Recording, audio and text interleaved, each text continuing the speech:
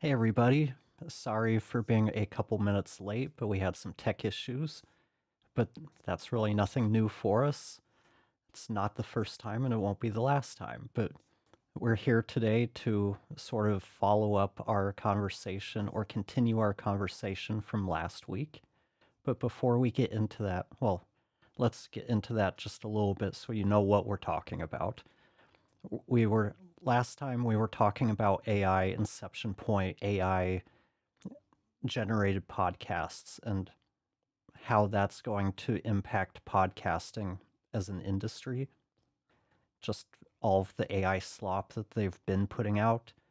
But a lot of that ties into podcast editing. If the technology's there for people to make a podcast for $1 an episode, people are going to start hearing about this, and the technology is getting better every day. So that's what we're talking about today.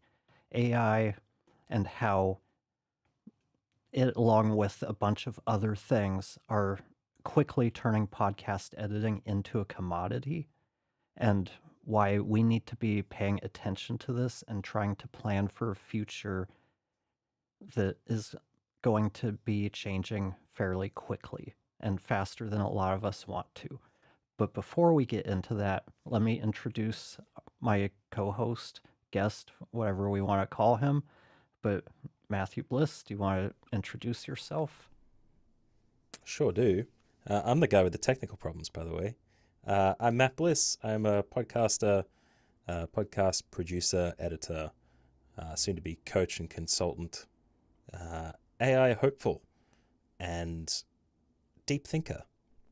And particularly after the conversation we had in the our last little deep dive, trying to figure out what the general maxim would be for someone who's trying to think about what gives us the ick when it comes to AI stuff. But using Inception Point AI is a really important starting point, I think, for all of our work, for anyone who entirely focuses on editing content in any fashion, because there are going to be some things disappearing that we purport to offer that can be done in other places for much cheaper. And Inception Point AI does make that entirely obvious to us. But perhaps a good entry point to tail off the last time we had this big discussion would be an insight that you sent to me, Jesse, that after our chat, I think. It was that perhaps the Inception Point AI is trying to be the canary in the coal mine about this. They're trying to take things to the end state that everyone doesn't like. And then once it's okay, or, we've accepted it and moved on, that there'll be a normalization point where there is a level of AI that's acceptable in terms of automation and, I guess, commodity for the sake of this discussion, that will be acceptable. And they are just happy to throw their hands out there and get them chopped off by the old hat podcasters that exist and podcast editors, as the case may be. And I really like that.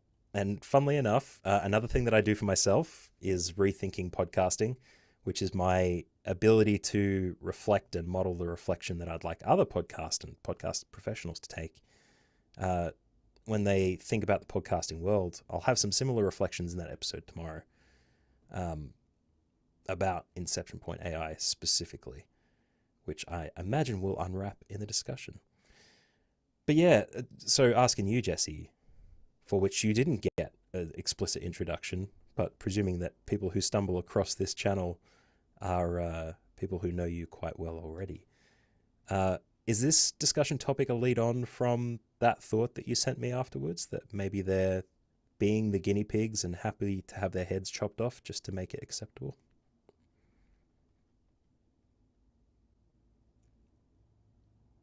You're muted again, my friend. We have to blame the Stream Deck. It's sluggish and went to some Everyone strange scene here. But it's kind of related to that, but it was more related to this post that was kind of the main talking point for the last episode. And he was talking about, this is David Ledgerwood. He was talking about Inception Point. And I've been saying for over a year that all the signs were aligning. Production costs approaching zero. We're now at $1 per episode. AI tools handling most of the workflow. Offshore options getting better and cheaper. Organic reach collapsing, making standard repurposing much less valuable, and major consolidation, putting pressure on the entire ecosystem. It's not some distant future scenario, it's happening right now. Nobody's in our industries thrilled about this. Nobody's saying AI slop is going to be fantastic content, but directionally, this is where we're headed. The reality for the 80 to 90% of agencies focused on production only work, you can't mark up production enough to hit the 40% gross margin you need to survive when AI does it for a buck. That's kind of what I was looking at for this episode, kind of talking about the podcast editing industry and what he was talking about there. So let's just talk about that. Let's talk about what commoditizing means for the industry. Why I say that it's become commoditized, and just start that part of the conversation. You're muted again.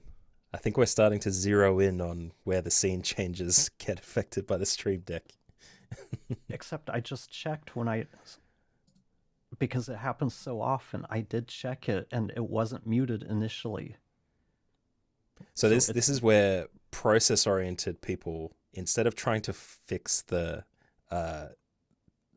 existing issue and find the problem point, instead you just add a button press into every scene change that you do.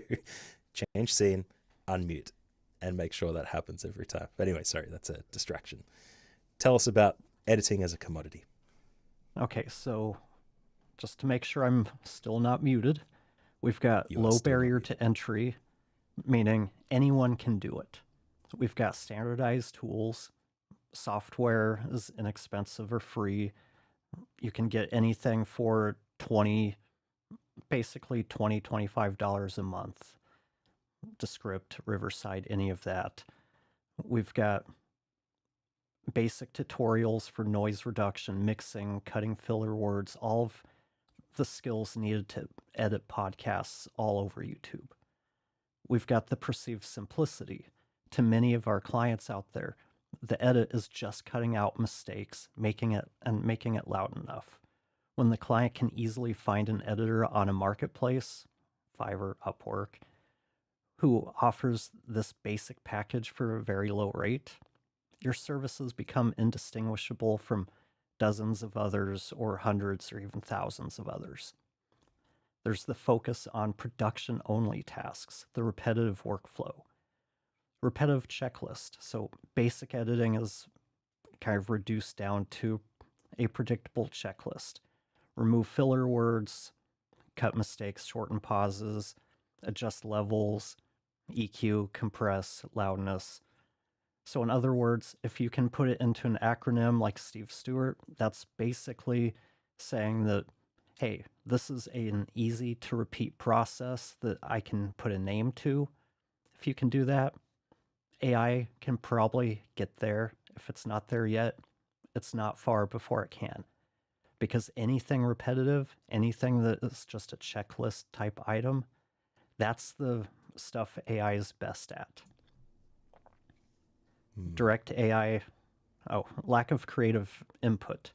When the editor's only executing mechanical tasks, kind of like what we just talked about, they're outlined by the client, the human element, creative decision-making, storytelling, flow control, that's all removed, leaving only the technical steps, which, like we just talked about, are easily automated. We've got the focus on, we just did that one. Direct AI software replacement, Descript, Adobe Enhanced Speech, plugins, they can now cover a lot of what editors are doing. I remember a time when we all had to learn how to use RX to clean up audio. That's not necessary anymore. Yeah, you can use it to get that extra 10% if you're working on a project that really needs it. Big budget projects, okay. But a $150 podcast edit, no one's paying you enough to go into an RX editor and clean stuff up manually. You've got Descript, Studio Sound, Enhanced Speech that can take care of all of that for you with a button press. You've got text-based editing. We just talked about audio cleanup tools. Loudness normalization is pretty standard in any kind of these, any tool you'd be using for editing for the most part. And as shown by Inception Point, when AI can automate the entire chain of basic production, the cost of human labor becomes an unnecessary expense, which again drives the market price for the commodity service towards zero. Same thing that the marketplaces are doing. When you have more people available offering the services, you start seeing downward pressure. And then the client focus on cost over value. And I'm sure most of us who are podcast editors have dealt with this. We've talked to a bunch of prospects who they just don't have budgets. In a global marketplace, there will always be somebody faster or cheaper. Clients who only care about hitting the publish button will gravitate towards the lowest price, treating editing as a commodity. And the missing strategy, the client's not asking the editor, how can we structure this episode to hit our marketing goals? They're not asking, how can we improve this? They just want an editor. They're already calling the shots themselves. They know what they want. They just need someone to take care of the editing for them. They're basically asking you how much to make this sound better. The moment the client only cares about it sounding good enough and not the strategy, the service has been commoditized. So we should be starting to shift our focus away from production, that stuff that is getting easier to automate and has low perceived value, towards services that are more difficult to automate, that have a higher perceived value, like strategy, creative mixing, stuff like narratives, doing different things with the podcast that aren't just straight checklist type cuts, and consulting. So we had a comment about somebody commiserating with me about the pain of using the Stream Deck. So thank you, Wicked Interesting, for your sympathizing. So Matt, what do you think about this? Well, I just want to thank Wicked Interesting for commenting. I know who that is, and thank you for watching. I think all of this is really applicable to the podcast editors, but I think having an analogy that we can draw from, potentially from an industry like Inception Point AI tried to use with textiles, that has encountered something like what you're describing, is going to help frame it a lot better, I think. And not that you haven't done an excellent job of explaining this, but immediately what I thought was furniture as you were talking about this. So when you say it's a commodity, it's the idea that you can purchase something off the shelf, human labor is diminished or unrequired in order to make the thing happen. And it's up to the consumer to purchase whatever they want at whatever price point is available to get the thing that a laborer would otherwise do. Now, this is what IKEA has done with furniture, where previously you might have someone in the next town over who's a brilliant carpenter, can take, whatever measurements you have for a shelving unit in your house, you give them the measurements and they do the thing, and you'd probably pay them quite a lot of money. But all of a sudden, Sweden has an emergent innovation with amazing instructions to build together pre-packed, pre-constructed furniture in a box that can be shipped directly to your house to a fee. A fee that is infinitesimally smaller than what you would have expected to pay Larry a couple of towns over. And all of a sudden, the carpentry labor isn't as attractive anymore because the convenience for the consumer is in the purchasing and creation of a product that's like a tenth of the price of what you'd pay a carpenter to do the same kind of work.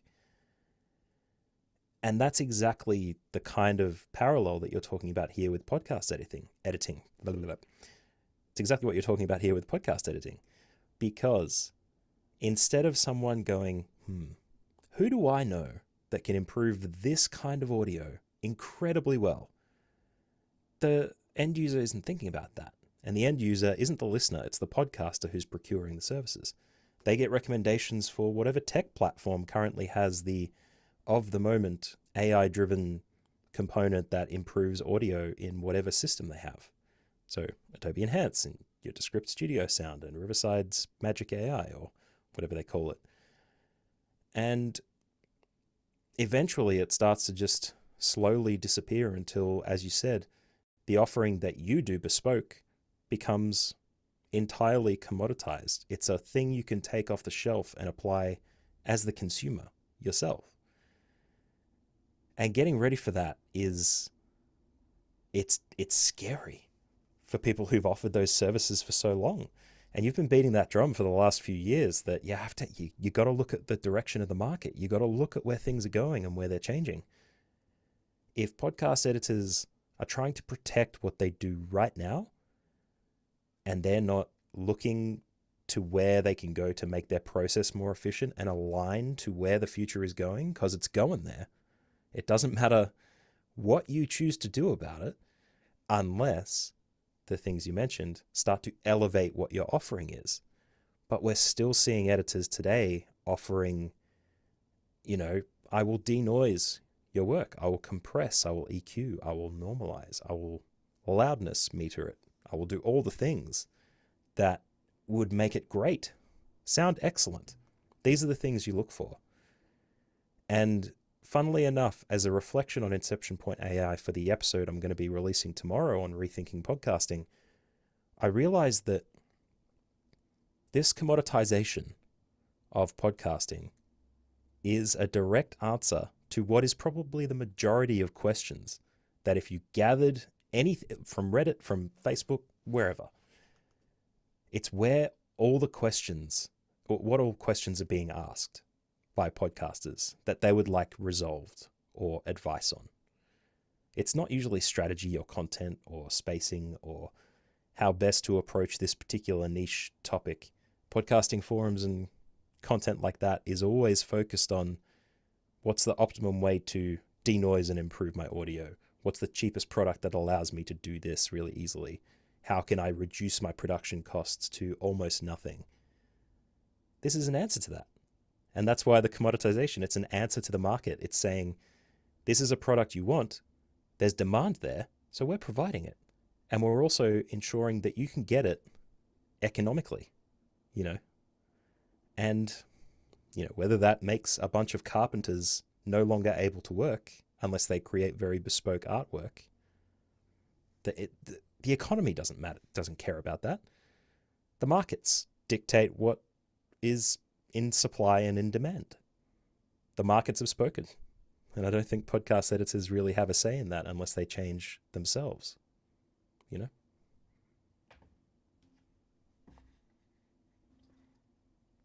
Okay, I might get muted again. Let me know if I do. I restarted the Stream Deck, and I know I'm coming through now, but I press the mute button, and who knows what will happen. But I wanted to touch on kind of what you were talking about just the way it's become a product. And as much as most of us use Descript or Riverside in some form, whether it's just to record the content or if we're using it to edit, they've played a pivotal role in commoditizing editing with their marketing. Use Riverside and you don't need an editor. We've got our magic tools that will make your audio sound studio quality. You record with us, you get studio quality, and you can use text-based editing. So why pay an editor hundreds of dollars? Descript's done the same thing. So all of their marketing to get people to use their platform has been slowly devaluing the value that editors provide. I'm not sure if they did that intentionally, but that's part of what happens when you have a product like that. Marketing trying to get more and more clients. So we've got a comment or a couple.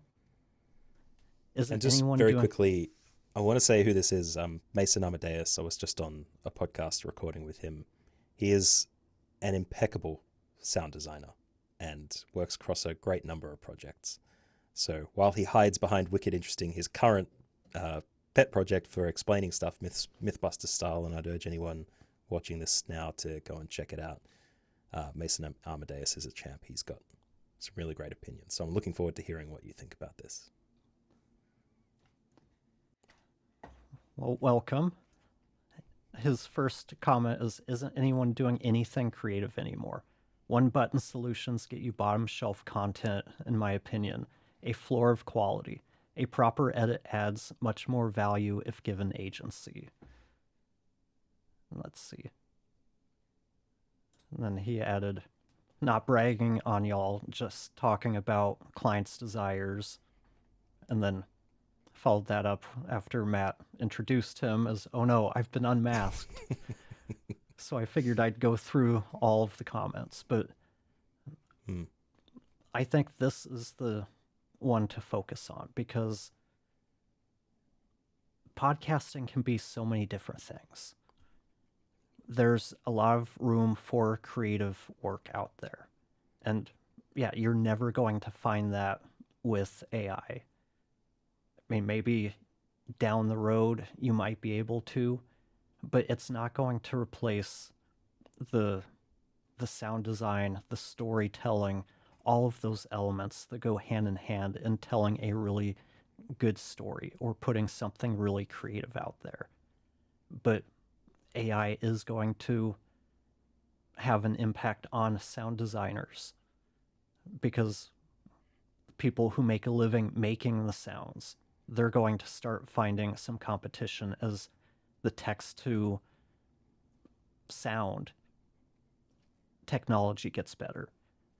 You might find yourself, instead of having a bunch of different stock sites or buying a bunch of collections of sounds, if you know what you want, what sound you're going for, and you can describe it, why not just have it created based on what you want? I think that can shave down the amount of time you spend looking for the right sound. And if you can describe it well and you know exactly and you can hear it in your head, you can get much closer to what you're going for in less time. And probably no one listening is going to hear much of a difference or even care if it was AI generated or came from a stock library. So there's always going to be, even in the areas where AI can't replace you, it's still going to have some impact on how the work is done, usually by making things easier or more accessible. And I think in this instance, like I used the example before of talking about carpentry going away because IKEA makes furniture a lot more efficiently and more cost effectively. You can still think of a carpenter that exists that creates bespoke furniture on commission. I don't think these one-button solutions will make things go away, but I love, the common parlance would be a co-pilot, but I love the idea of thinking of AI as something that helps you bolster what you would do and bring to the table that isn't common. It's kind of like a mech suit. It makes things easier that wouldn't have otherwise been easy before. And the analogy for that for us at the moment would be an AI tool that you fit into your workflow that you've tested and used the other tools. For us, it's DX Revive Pro. I think we talked about it a lot like a couple of months ago. That's one we use because it fits in the workflow really well. It gives a result that's predictable, and it saves the hassle of going into Isotope and doing all the things through the spectral editor that you would otherwise have done. But as a podcast editor, which is are the people that we're speaking to really with this kind of content, they are the people who are trying to provide a service as labor in a market where the services they offer are starting to be commoditized. And so the importance there isn't how cost effectively or how good those things are. It's the stuff that Mason's mentioned here. Like, a proper editor adds much more value if given agency. Agency is not something that can be commoditized. Like, if you have an editor who's a creative partner, they're not just denoising and, they may be AI one-click editing if it's efficient for them, but they're making much more strategic, creative decisions than an AI could, at least for what perspective we're currently thinking about. That, I think, is the point we're making. That the content that we want to see in the world that is bolstered by AI is of the type where an editor can perhaps be more efficient, but it's not at the expense of what they offer uniquely as the editor that they purport for the world to be. And being exposed as editors to the rest of the editing world and being part of communities where people ask these questions a lot, I think there's a lot of information being told to them about trying to lift them into the space. And we're trying to say with this kind of discussion that the old advice isn't good anymore. Like, doing the simple process that you mentioned before, Jesse, the stuff that Steve Stewart talks about, the CRAP, that CRAPP, I think, that stuff is either more important or less important, dependent on what the landscape of the world is. And we can't just ignore it. When that stuff comes about, we either use it or we don't. But I think the value prop of an editor who's existing in that market has to understand the market first and then be able to say that they're selling agency. They're selling a creative partnership as part of their editor process. They're not selling denoising and compression, because that's something that someone could get very easily off the shelf in the Adobe store if that was the thing that they needed for their podcast. It's extremely complicated to think about it from right in the middle, where being the service provider between the podcaster and the listener, it means that we kind of have two deliverable stakeholders as part of this, and we have to think of both. And I think if you're not familiar or haven't listened to the discussion we had a fortnight ago, you should go back and listen to that, where we went a little bit more philosophical, mostly my fault. But I thought it was really good taking it back to first principles and thinking about what it's actually for. And I think a lot of the stuff that I've heard talked about with Inception Point AI, Janine Wright, I think her name is, the CEO, with James Cridland on the Pod News Weekly podcast, weekly review, that's what they call it. Oh man, my thought just ran away from me, which sucks. I was about to make an excellent point, and That's it what continues happens to when you sprint get away from me. philosophical. I think my point was, go and listen to last week's chat that we had. I'm going to release it on Rethinking Podcasting soon, because it's a great thought experiment, kind of poking and prodding to arrive at what's the most important. I think my point there was that Inception Point AI is prioritizing the listener over the podcaster and the process. The listener, what the listener hears, has to be the most important thing. And if they get no value from it, then they stop. If they keep getting value and they don't care if it's an AI host, they keep going. So yeah, there's a philosophical aspect to this as well as a functional one. Appreciate the thoughtful reply. I actually do use AI generated sound effects in various moments of design to fill gaps that my library don't have. And that's exactly it.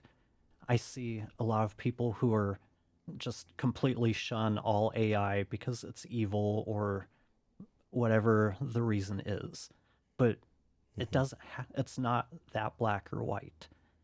We can find ways to use it to bolster our creativity. Using it doesn't make us less creative. In many ways, these tools open up new avenues that we haven't been able to explore before because we either didn't have the skill, we didn't have the budget, whatever the case is. So like you look at what's going on with generative video right now.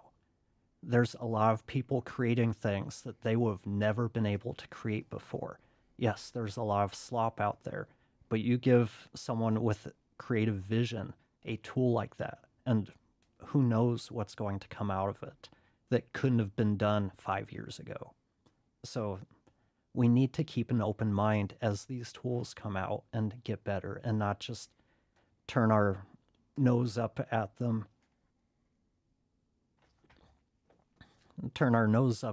because we think we have a certain view on them that they're killing creativity. Yeah, for lazy people, they're going to kill creativity. But for the creatives, it's opening new doors. If the person is open to pushing the boundaries and seeing what they can do with them. And I Yeah. don't want to go too far off on that tangent, but did want to address it. I did want to talk about what you were addressing, Matt, and a big part of that is there's always going to be a demand for skilled editors. There's always going to be those shows who the people running them want the absolute best quality. But those shows are relatively few and far between. Most of them already have in house, on staff editors who handle all of that stuff. So that means for the rest of us, there aren't that many people out there who are willing to pay a premium for someone who can deliver the highest quality work. That's just the reality we're in. That's where, as editors, it's really important that we start to upskill, figure out what types of other services we can offer that provide real value to the podcaster. One of the easiest ones I see is marketing, along with along with adding or people asking about how to clean up my audio, how to edit it cheaply, all of that stuff. The other big question I see on Reddit, Facebook groups, wherever, is how do I grow my show? How do I get more listeners? How do I keep going? And that's where that strategy, marketing, if you can offer that kind of value, now you're more of a creative partner. You're someone who can help advise this person as they go and get stuck.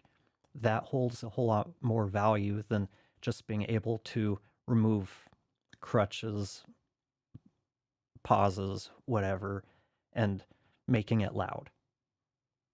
Anybody can do that these days. You can go to Fiverr and find a $5 an hour, maybe $20 an episode freelancer who can do a good enough job. So it's impossible to compete with people who can do that. So that's where we need to start thinking about upskilling and what problems our clients face every day that they're willing to pay for. Or let's see how to say this. When they're Can I looking give for you a an different editor, angle on it? yeah, I think, and after the recording I was on previously, I think there's a really interesting inflection point for people to try and innovate what is offered as a podcast editor or producer or whatever we want to call it at that point. It's a chance to make a change for the interesting, to stand out a little bit more than you did before. Where previously, without this commoditized editing stuff, you tried to stand out in a big pool of people who were offering the same thing as you, and how do you look better than the rest of them? Now, you have a chance to explore podcasting a little bit deeper, maybe even expand the breadth of things a little bit, and talk about audio work. Maybe it's audio books. If you're into video, why not YouTube editing? Video editing for corporations, learning video design, instructional design. There's a lot of different avenues you can take with it where you can extrapolate the skills you've got or use the commoditized off the shelf stuff to empower your work into different spaces. Instead of being the podcast editor person, you can be the previously a podcast editor, now really awesome learning designer and cohort runner person. You know? Be the person who, for people who do short courses and webinars, that those people go to create micro learning content as a result of that webinar, as an additional lead magnet for marketing to bring people into a different kind of funnel. That's a different space. That's a different title. That's more unique. And it allows you to expand your breadth a little bit more. But I think what's couched in what we're talking about, besides us hammering the point that things need to change and you need to change as a podcast editor in this space, what you offer, take it as a chance to explore something that you've wanted to explore for ages. Unless podcast editing is the thing for you as a stopgap until you figure out what else you want to do with your life. Or, you know, it's one component of being a VA for podcasters and you need to leave that and explore other aspects. There's a chance for you to grow into something really interesting here that activates your creative vision, what you want to put out in the rest of the world, or where you'd like to see the podcasting industry go. And I don't think people think about that enough. People are still stuck in the what's a podcast debate. While other people are arguing about what a podcast is, you can be out there shifting your podcast knowledge into different content creation spaces and providing more opportunities for people to give you money to share your skills in a different, unique angle that other people aren't doing. And I don't know why that's not being talked about more. I think we're very protective about podcast editing in that sense. I think we like that it's our field, that it's the thing that we're good at, and not everybody can do it good. And so it kind of becomes insular. It becomes a discussion that doesn't go anywhere else outside of podcasting. But breaking free of that, it can be really liberating for someone who's looking for something else, the next thing, rather than just sticking close to podcasting and making what we do faster and more and getting more clients and, you know, the rest of the stuff that we've so often talked about on the live stream. Well, so you stole where I was going with my Oh, thoughts. no. But Sorry, bud. I mean, that what you were just talking about really ties into, there's two different things I wanted to recommend people check out. One is an article called The Good Enough Revolution. It was published, I don't know, 15 years ago, and it talks about how, kind of in the perspective of editors, we need to stop thinking that everybody cares about high quality, when the reality is most people, they're just looking for good enough.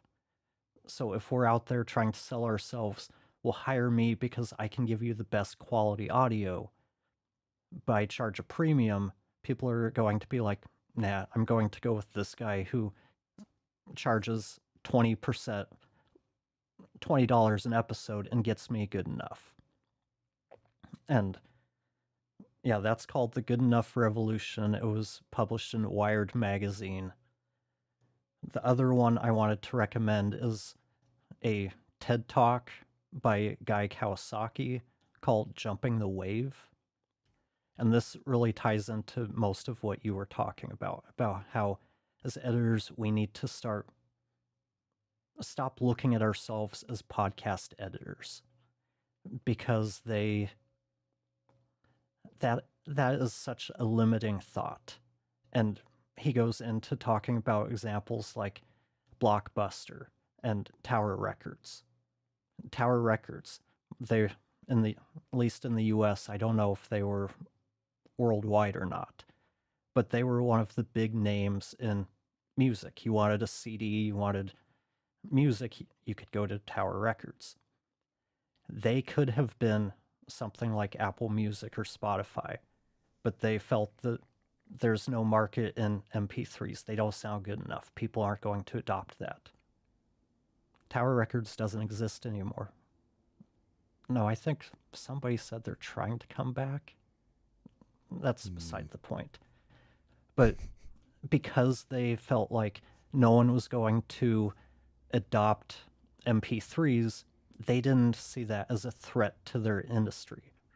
So they kept selling physical media and went out of business because iTunes, Apple Music Store, whatever, I think it was the iTunes Store back then, came out, and now people can carry music on their iPods and then later their phones.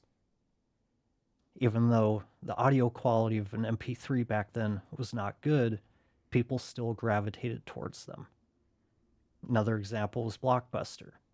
They could have been Netflix, but they didn't see a value in it. They rented out movies. They had physical stores. They couldn't see the bigger picture.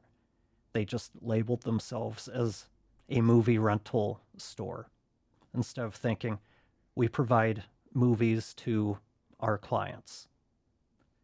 You start looking at technologies and new ways you can deliver that same thing to your clients. That's what Netflix did. We can rent you DVDs or you can stream. I don't think they do the DVDs anymore. I think they've got all direct streaming. But that's what we need to be thinking about as editors is, and it ties into your point. Let's stop pigeonholing ourselves as we edit audio podcasts or we edit video podcasts. Let's stop pigeonholing ourselves into being podcast editors and look at the skills we actually offer and know how to do. We have audio editing skills. We have mixing skills. If you've started doing video, you've got video production skills. What other places can we apply those skills to find new industries that we haven't been working with? Like you said, audiobooks, course creation, learning. There's all sorts of industries these days who are looking for people with our skill sets. A lot of those are much less saturated, and it's going to be a lot easier to build yourself up as an expert in one of those fields. So it's a mindset thing. And I think we've got some comments here. Yes. Let's see.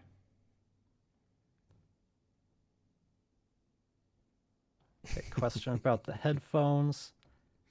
They're III. That's spelled AI. They've been around for a while. They're like really eco-friendly.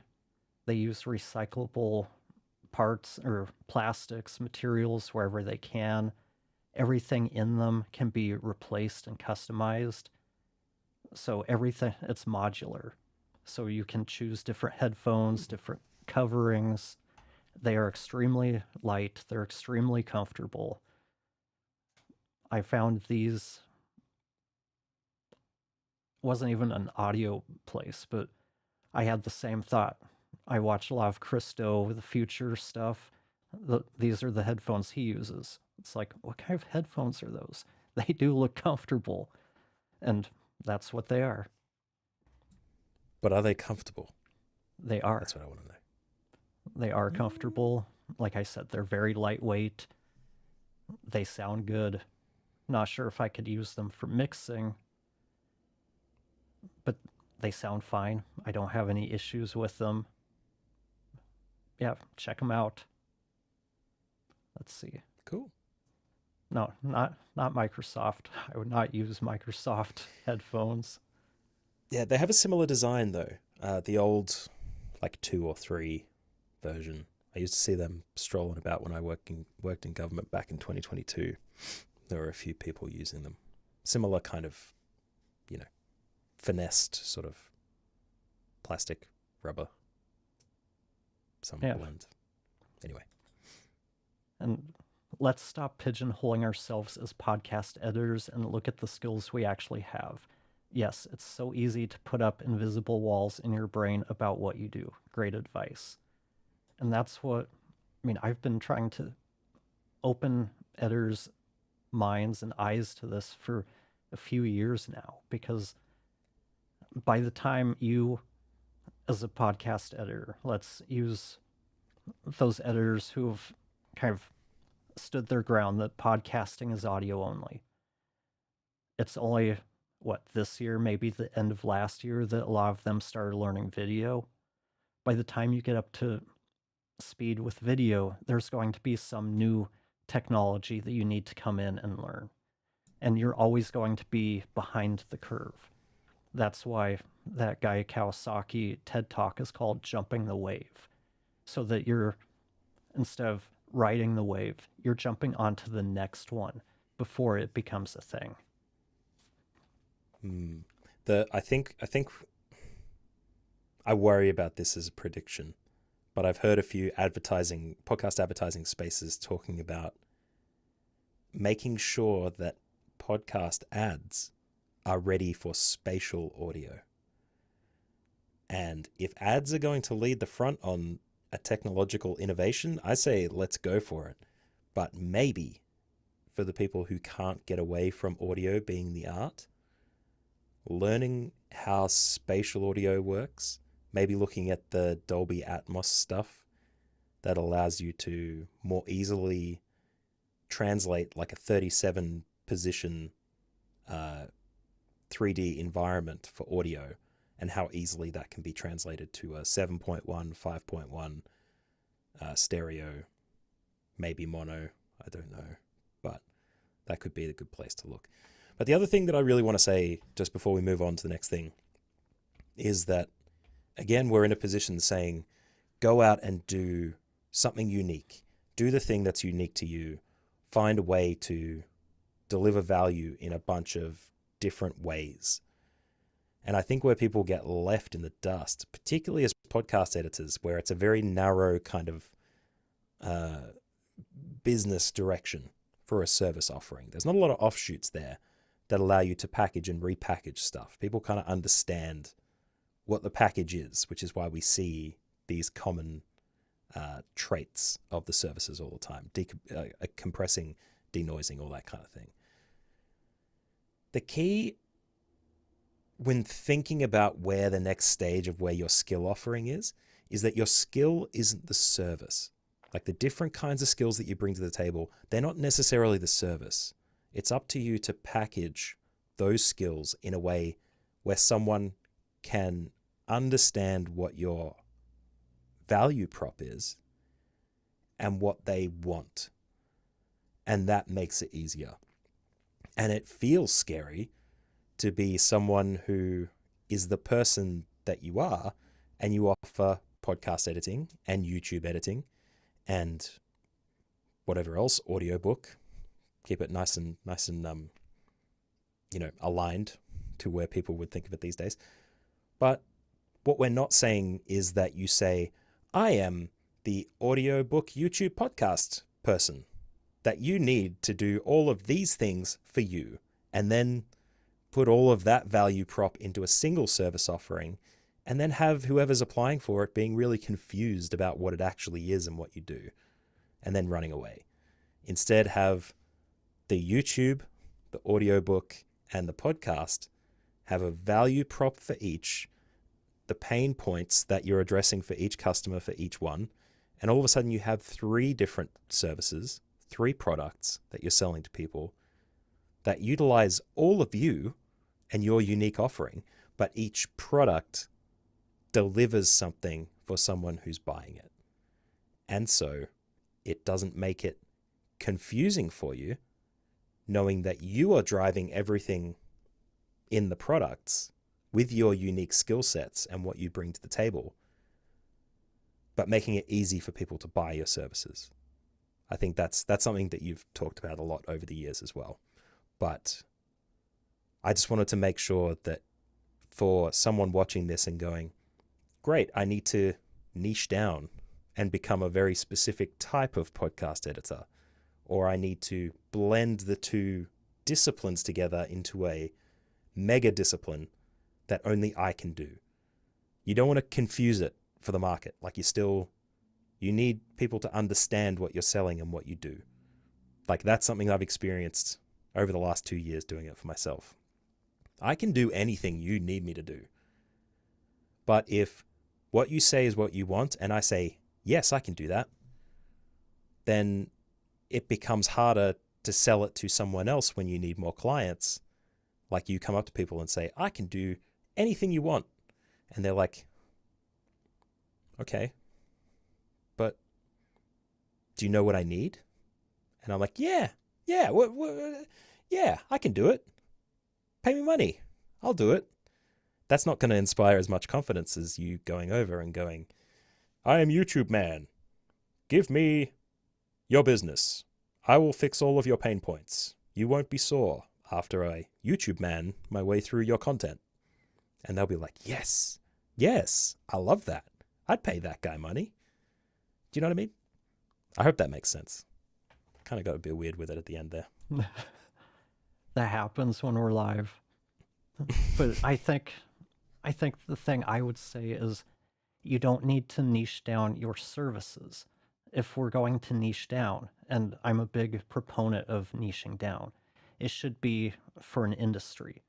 I provide audio and video production services for nonprofits. We work with nonprofits. We understand your pain points. We understand all of the things you need because you're dealing with donors and Giving Thursday. We know your space. We know your pain points. We've worked with you. Stuff like that makes it really easy to build a website that is going to attract those types of people. And if you're an editor, stop trying to sell time. Stop saying, work with me and I'll save you time and I'll make you sound better. Really, we know that as podcasters. That's why we're hiring an editor. What can you do? What can you say that's going to make you stand out to me when everyone else is telling me the same thing? That's what we need to be doing. We need to be figuring out how to stand out. And even better if we can stand out while addressing specific pain points of a specific industry. Because if I'm offering my services to nonprofits, there are all kinds of groups for nonprofits. They have meetups, they have conventions, all sorts of different ways that you can go out and network with those types of clients. If you're a podcast editor for anybody with a podcast, now you're trying to use generic marketing copy. Don't know. It's early in the morning. Don't expect perfect grammar from me. But you're using generic copy to try to appeal to the lowest common denominator. That's not going to work so well. You do what? You go to Podcast Movement, Podfest. Yeah, that's where all the podcasters are. But that's also where all of the podcast editors are going. So you're still one of thousands of editors going up, please hire me to edit your podcast. It's not a good look. And you're not the only one doing it. Get away from podcasters. Stop trying to work with podcasters. Start trying to find people who use podcasts as a part of their business, they're generally going to have bigger budgets. They're generally going to look at a podcast as part of their marketing strategy. The flip side of that is you need to understand marketing. You have to understand how to help these companies meet the goals of the podcast, of their marketing strategy, for it to be a good partnership. Otherwise, they're either going to let you go because they're not getting the value that they need from you, or worse, they end up ending the podcast because they didn't get anywhere with it because you told them you could help them, but you don't have the skills and experience to help them with a branded show. A branded show is a whole lot different than a hobby show. There's a world of difference there, and there's a lot more expectations on you if you're working for a company and the person who hired you has a boss to report to and answer to. We spent how much? Did we get any new clients, any new business from this? That's why you see so many companies spend like a year in podcasting and then jump out because they didn't see enough return on that investment. But let's even extrapolate a little bit further from your not-for-profit niche down focus. There are other directions you can go when you know that that is the area where you want to work. Grant writing is huge for not-for-profits. And so if you offer podcasting services and grant writing services, then you're a boon to not-for-profits. And more than likely, it's going to be in the country in which you're working. Once you can deliver like endless value, like you're delivering a marketing product and can get paid to get them paid, that makes sense. And that's an area where, there are so many not-for-profits popping up. It's a space that they need because it's really hard to write a good grant.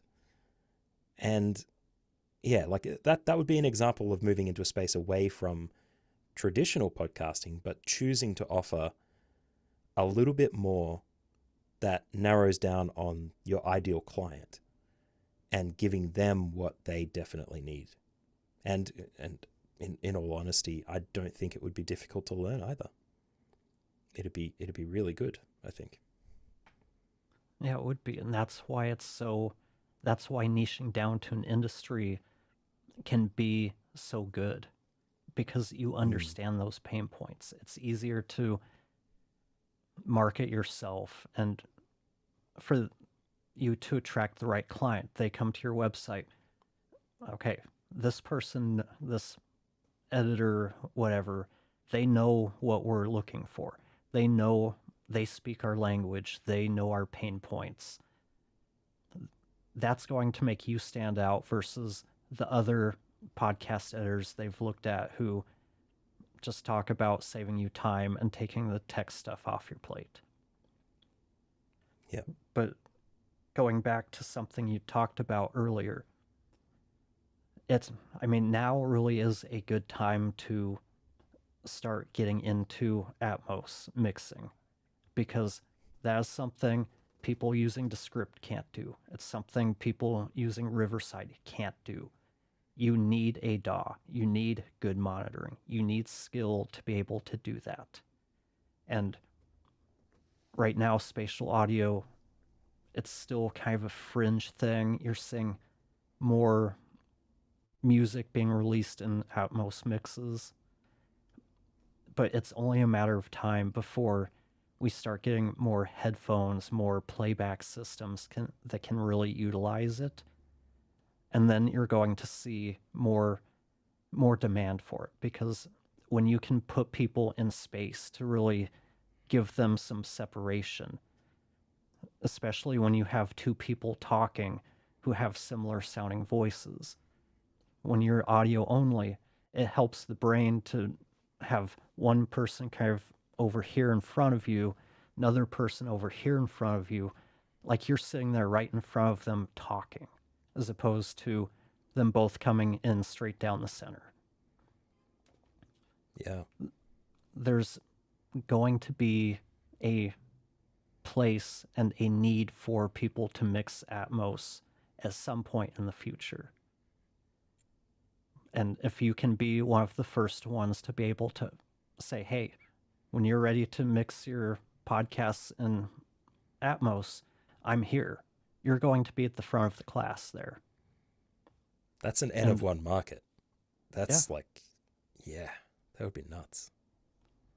I mean, I think once whatever Apple's goggles are, Apple Vision, I think once you start seeing the price of stuff like that come down and more people adopt, like I said, headphones that can play Atmos, you'll start seeing more adoption of it. That's when you're going to see the need or demand for that increase. Well, thank you, Wicked Interesting, for joining us today.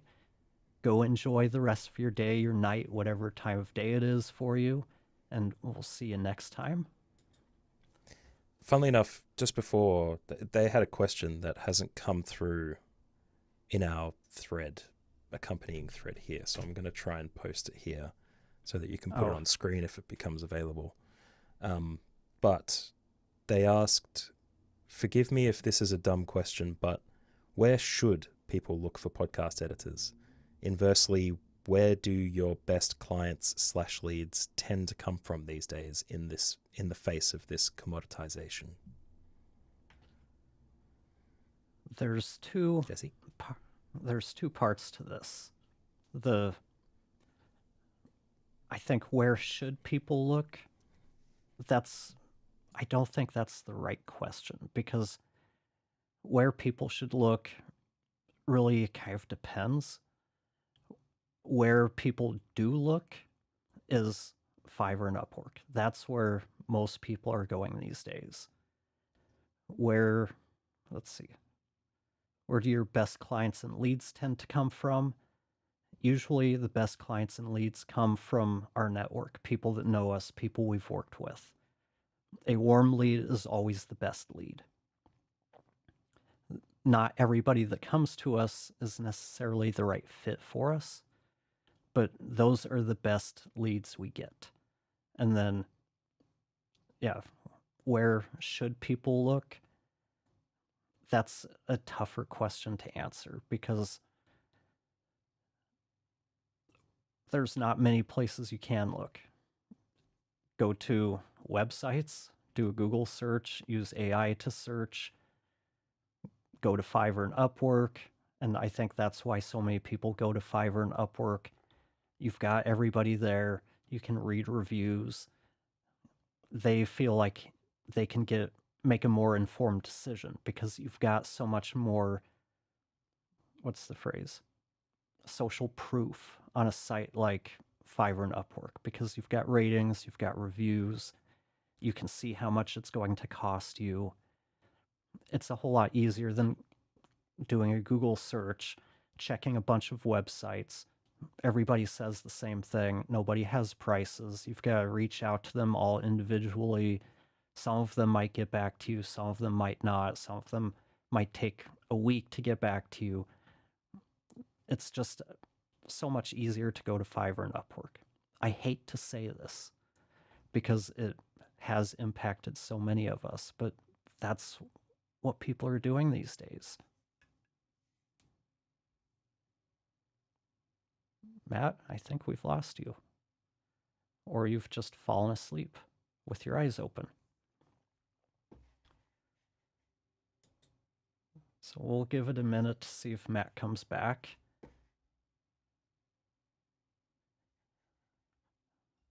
Give me just a second.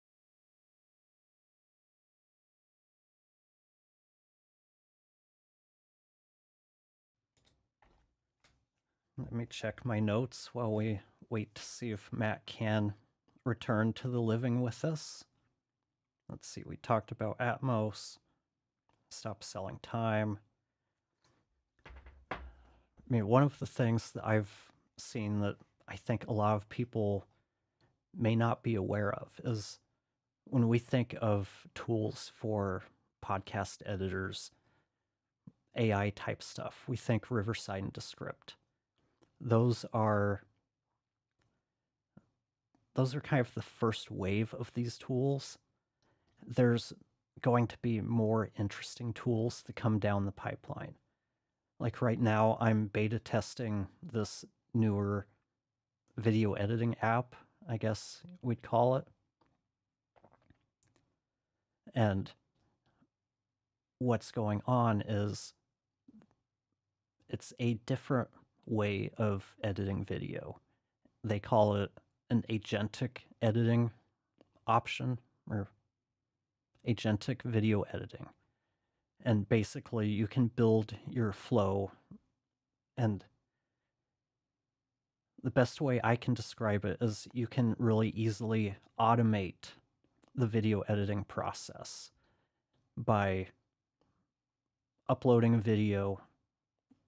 It can pull videos straight from YouTube, and that starts the trigger. Then you can do different things with it.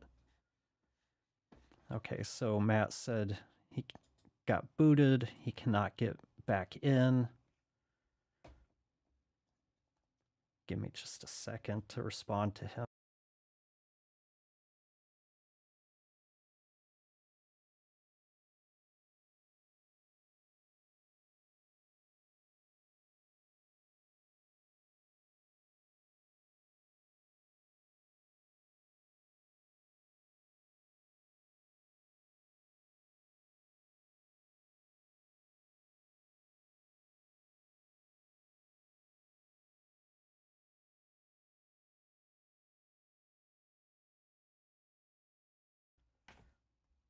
Okay, sorry about that, but the app I was talking about, if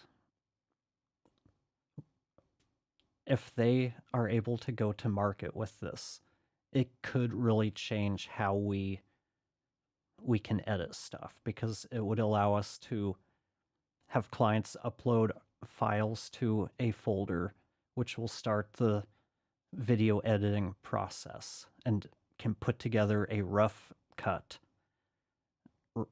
with multi-camera angles. It can do all of the stuff you want. Cut out the filler words, clean up audio, and just keep going, doing all of the stuff that we want. It's going to really transition what we do from kind of active editing to more of a QC and final polish type role. And Matt says, sorry everyone, tech issues every single time. I only get 70 minutes each time, it seems. And yeah, it seems like about 70 minutes, and that's when you've had these issues.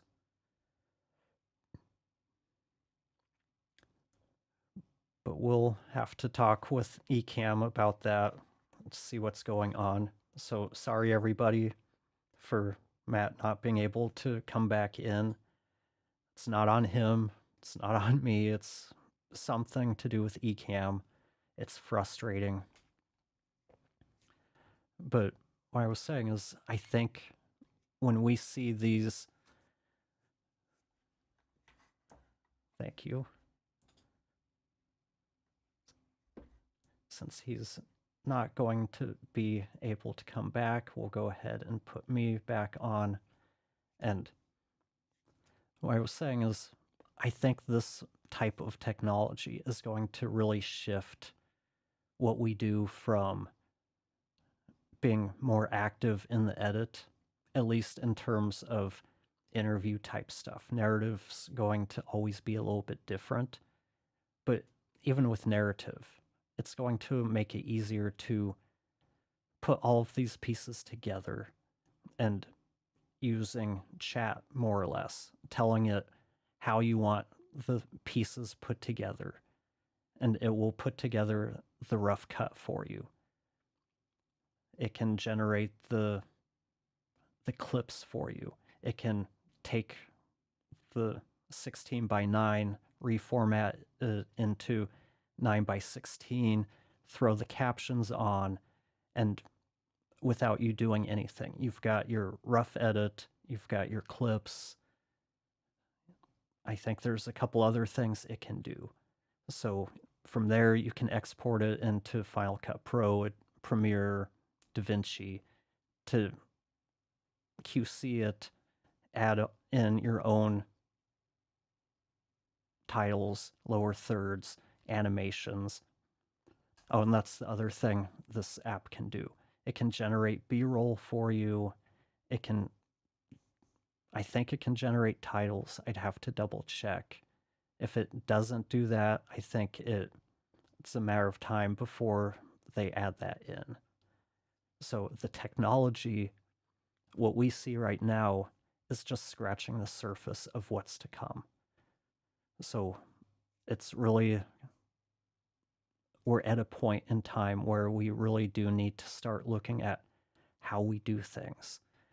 Because once technology changes and it becomes easier and cheaper for people to do things without the need for an editor, it's going to become even tougher for us to charge more for the same amount of work when we can be doing things for less by automating the process. So instead of spending 4 to 6 hours on editing an audio and a video episode, we can automate the rough cut, come in and spend maybe an hour QCing everything, adding the final polish to it, lower thirds, titles, animations, whatever. That's where I see stuff going.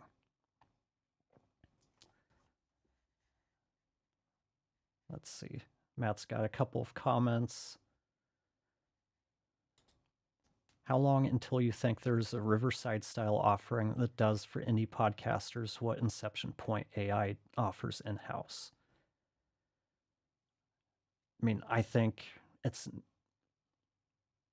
Riverside and Descript are going to get there. That's where they seem to be going with all of their AI tools.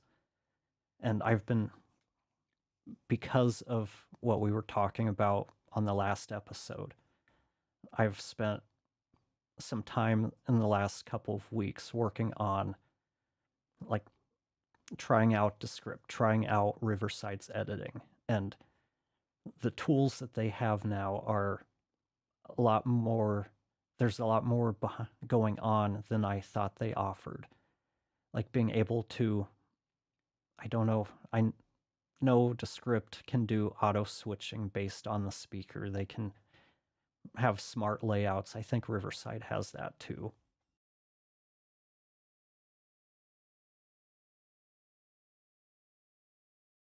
But those two, they're in a race, like an arms race for market share and being able to make everything as easy for the podcaster as possible. You get your transcripts, clips, audio cleanup, basically everything you need, they're offering. They do offer voice cloning, so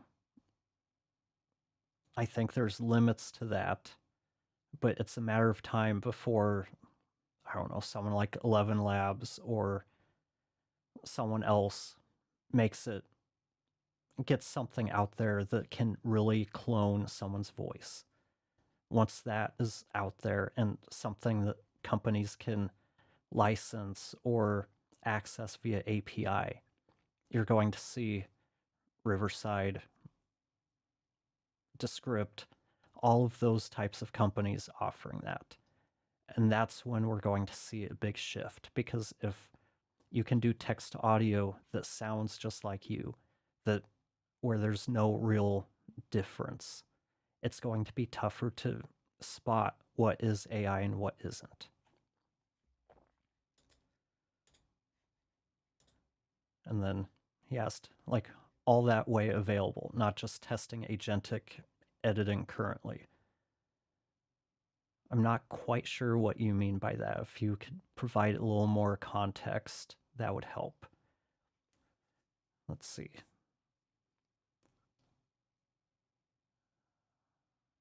If you're talking about, if that was a follow-up to your first question, I'd say probably within a couple of years, we'll start seeing that kind of technology available to indie podcasters. Because, I mean, really, if you think about it, if Inception Point can do that, it's possible for anybody to do that right now. All of the tools are there. You've got like 11 labs, you've got all kinds of API tools out there that can do text to audio. And then it's just a matter of building a pipeline that automates it so that you can do research on a topic. I'm trying to think how you would map that out. You would have to use AI to develop the show, the idea, the host. It would have to research each topic, each episode. Well, ideally it's researching, but we've seen from the examples, some of the poorly done samples, like the episode on Sydney, that there's a lot of room to grow there. But yeah, all of the tools are available, but your question is how long before someone puts all of this into a package, a SaaS package, and I don't think it's going to be that long. I think probably the thing that's holding it back is video, because that's where most of the money is going to be. Because I think when it comes to audio, an audio only workflow like that, you're more or less targeting advertising money. And I don't think that's going to be something that is worth enough for someone to try to put that out as a SaaS. But who knows? I could be wrong on that.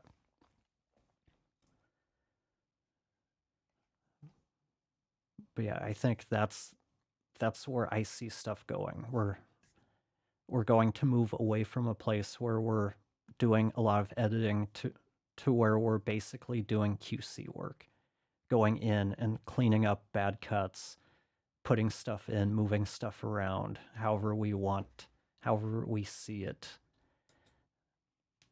need it to go. And as we start seeing more tools come out in the text to audio, text to video realm, once that stuff comes out, it's going to be kind of an uncertain future for us editors, because what's going to happen? Is there going to be pushback because people can tell this stuff's created by AI, or is it going to be so good that no one's really going to be able to tell, or if they can, it's not going to be enough for the person to stop listening? I think that's going to be the big thing. Are people going to feel, and that's what we talked about on the last stream, where's that line? Where are people going to stop listening when something's done by AI? Are they going to be able to hear that it's done by AI or not?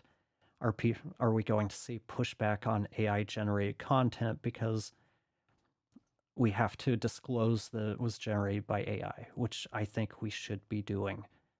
I think that's a really good guardrail to put into place so people know if the content they're watching is real or generated.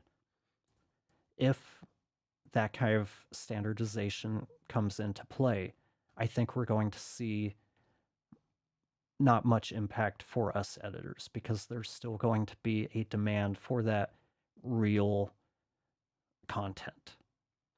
There's so much backlash against AI, And I get it because no one wants to listen to that. We listen to podcasts, we watch stuff because we learn stuff and we like the interaction with the people. We like to get to know them. We like to see that they're human and hear the all of the flaws or just the flaws that make us human. We talk and we lose our train of thought. We start going off on a tangent and lose our way somewhere in the middle because we get philosophical. I don't know. Matt, that might be talking about you. But yeah, I think the future is a big question mark right now in terms of what podcast editing is going to look like. All I can say is I don't think there's a huge future in being just an audio only podcast editor these days. I think that ship has sailed. And I think as time goes by, we're going to have to find ways to become smarter editors, of becoming more efficient in what we do. And part of that's going to be a change in mindset so that we stop thinking everybody cares about the highest quality possible and finding ways that we can build in efficiencies. Stuff like going from using Isotope RX to using something like DX Revive Pro. That's an efficiency in the workflow that allows you to get the job done that much faster. The faster we can get the jobs done, the more we can compete on price. Because let's face it, most podcasters, most companies, it's going to be tough for them to adjust to paying $300, $400, $500 an episode when you have companies like Descript saying, hey, you don't need an editor. Pay us $30 a month and you can edit your episodes in an hour with text. And what you can get out of Descript is pretty good. Yeah, you still get some bad cuts if you're not listening to what's being cut out. But that's something people are going to start figuring out as they go. You're going to start seeing more tutorials on how to make Descript not sound like it was edited in Descript. So yeah, there's a lot of things coming along. There's a lot of things about where we came from as podcast editors to where we're going to be as podcast editors in the future. And the more we can start to upskill and look at the bigger picture and not get laser focused on being podcast editors or getting into the debate about what a podcast is or isn't. The more we can break out of these kind of self-limiting thoughts, the easier it will be for us to adapt and maneuver as things change in the future. And I think that's almost a good place to stop, but we've got one more comment. McDonald's sells millions of burgers. That's AI. However, there's a market for gourmet burgers, more real meat, more flavor. That's the real editors. Use AI for workflow, not for the ingredients. And I completely agree with this.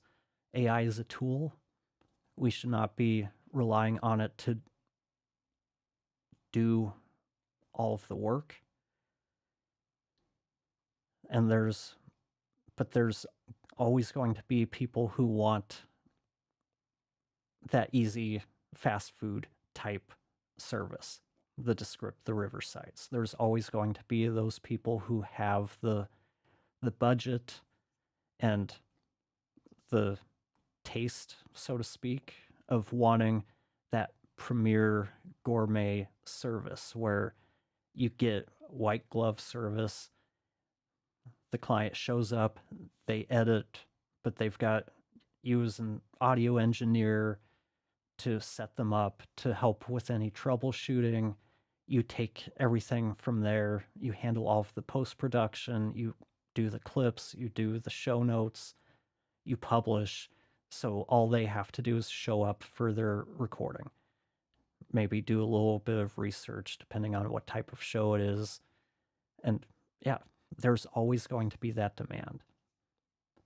The one place that the kind of burger thing falls apart is that with a lot of the companies, podcasters who have those types of budgets, they have a staff. So it's going to be tougher for us as freelancers to find the clients who have the budgets for those of us who offer the premium type service and can deliver the highest quality. Trying to find those clients when they have an opening is going to be tough because usually they already have a network of people of, hey, we need an editor who's really good. Who are you using? Who do you recommend? So it comes back to our network and who we know to get those types of jobs. They always say it's all about who you know, and it's really moving into that as AI takes the bottom half of the podcast editing industry, turning it into DIY or Fiverr and Upwork type editors. That leaves not a whole lot of industry for the rest of us to fight for when you think that probably the top 10% of shows already have their on staff editor or a long term editor they've been using. So those jobs don't open up that often to the public. So there's maybe like 20 to 30% of the market that has bigger budgets that might be looking for freelancers. So the McDonald's example is pretty good, but not 100% the same. But thank you for your comment for business growth. Sorry, let me try that again and give you the due credit you should that you do deserve. Thank you, Business Growth Ready, for the comment. I really like that analogy because sometimes I'm not the best with words. I rely on Matthew to take my brain dump and put it into something more logical that people can understand. And thank you for taking the place of Matthew since he got booted by Ecamm. But if there's no other comments, thank you all for watching. Thank you, Business Growth Ready, and I forgot your name already. And Wicked Interesting for participating today. It really means a lot when you participate. It really helps us be able to answer your questions and think about things from different perspectives. It really helps us out a lot. We'll be back in a couple of weeks. Thanks for watching, and we'll see you next time.